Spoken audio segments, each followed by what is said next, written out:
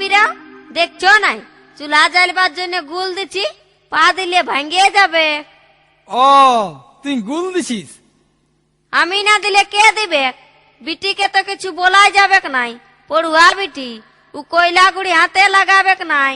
কয়লাও শেষ হয়েছে, তার জন্য বাধ্য হয়ে গুল দিতে হচ্ছে। হ্যাঁ হ্যাঁ, তুই ঘরে বসে গুল দিছিস আর আমি বাইরে গুল দিয়ে আলি। হ্যাঁ, তুমি বাইরে গুল দিয়ে আলে? তুমি বাইরে গুল দিয়ে আলে কেনে? ঘরে দিতে পারলে নাই? একে আমার সময় নেই, আমি সালা কত কষ্ট করে গুল দিছি, আর তুমি বাইরে গুল দিয়ে আলে? ই গুল সে গুল লয়, এটা ঘরে দিবার গুল লয়, এটা বাইরে দিবার বটে। বাইরে দিবার বটে তো বাইরেই দিতে হয়, আমাদের কি বাইরে জায়গা নাই? এই তো ওই আইনগাটার জপটে কত জায়গা রয়েছে, সেইখানেই দাও।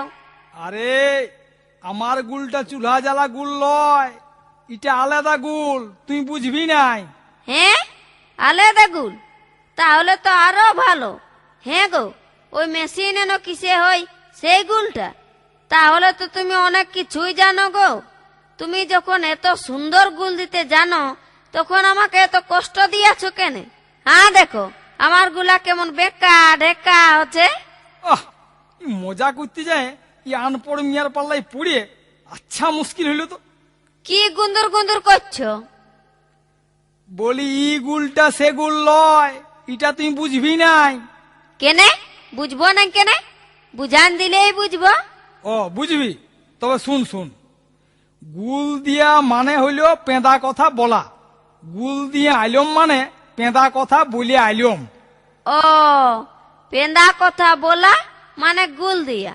তো তুমি কি পেন্দা কথা বললে?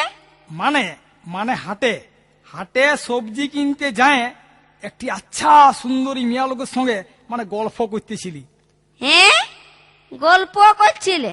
হ্যাঁ মানে ওই মাঝে মাঝে হাটে দেখা হয়, তো উয়ার সঙ্গে গল্প করছি, তো সেই সময় ছেলেটা বলছে, বাবা বাবা চলো। তখন ওই মিয়া লোকটা আমাকে শুধাইলো, এইটা আপনার ছিলা? বলল, ওই মিয়া লোকটার কাছে আমার বিয়া হয়েছে, ছিলা আছে, এটা বলা চলে? দিলাম ওকে গুল মারি, বললাম আমার ছিলা লয়, এটা এটা আমার বন্ধুর ছিলা বটে।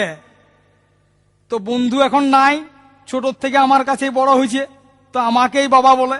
কেমন গুল মারলাম? এটা কি গুল মারা হইলো? এটা গুলেই হইলো নাই, এটা তো তুমি সত্যি কথাই বলেছো। হ্যাঁ, তার মানে? আর মানে বুঝতে হবে নাই, গুল দিতে দিতে তোমাকে একটা গুল দিয়ে দিলি।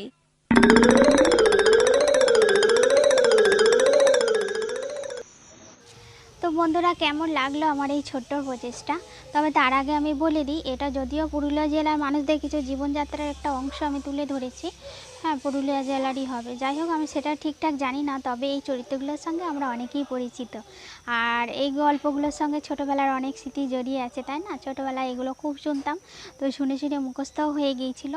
তো অনেক দিন পর ইউটিউব স্ক্রল করতে করতে এটা এলো, তো ভাবলাম আমি একটু করে দেখি, মানে চেষ্টা করে দেখি। তবে হ্যাঁ, আমি কিন্তু ওনাদের নকল করতে চাইছি না, আমি একটুখানি জাস্ট চেষ্টা করেছি যে আমি জানি আমি অভিনয় ওদের ধারে কাছেও ঘেঁষতে পারবো না, ওনারা কেন, আমি কারোরই ধারে কাছে ঘেঁষতে পারবো না, কারণ অভিনয় তো আমি করি না। হ্যাঁ, তো যাই হোক, তবুও আমি একটা চেষ্টা করলাম। তো যদি তোমাদের ভালো লাগে তাহলে প্লিজ একটা লাইক দিও, আর খারাপ লাগলেও কমেন্ট করে বলো। তো চলো, দেখা হবে তোমাদের সাথে নেক্সট কোনো ব্লগে। ততক্ষণ তোমরা ভালো থেকো, সুস্থ থেকো। আজকের মতো বিদায় নিচ্ছি, টাটা।